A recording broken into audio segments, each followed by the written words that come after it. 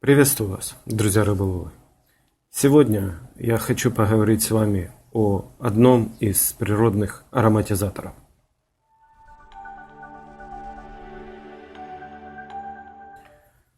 Практически все рыболовы в своих рыбалках используют либо жидкие, либо сухие ароматизаторы.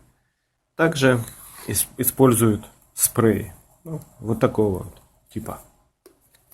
В бутылочках спреи. Я также использую эти спреи. Также использую различные ароматизаторы. Но уже очень много лет я использую еще один природный ароматизатор, который меня еще ни разу не подводил, и я не заметил, чтобы рыба как-то пугалась,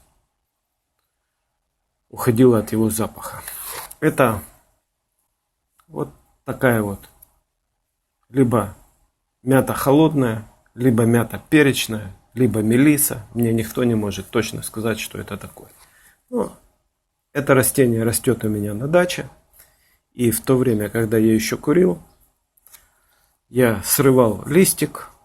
И перед каждым наживлением крючка я потер пальцами по листу. Запах мяты, обыкновенной мяты. И запах никотина уходил вообще напрочь. Его не чувствовалось. И рыба очень хорошо реагировала на этот ароматизатор. Это и карась, и лещ, и, в общем, любая рыба, белая рыба, очень хорошо на этот ароматизатор природный реагирует. Поэтому рекомендую, если на берегу вашего водоема есть вот такое растение, либо мята перечная, либо мелиса, либо мята холодная, не знаю. Вот такие вот листики, я приложу фотографию, посмотрите, как выглядит это растение.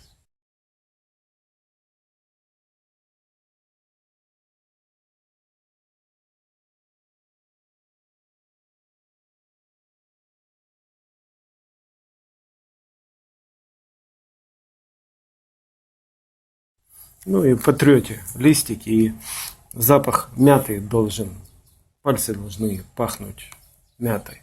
То используйте, особенно если вы курите. Ну, пожалуй, все на сегодня. До встречи в новых видео. Пока-пока.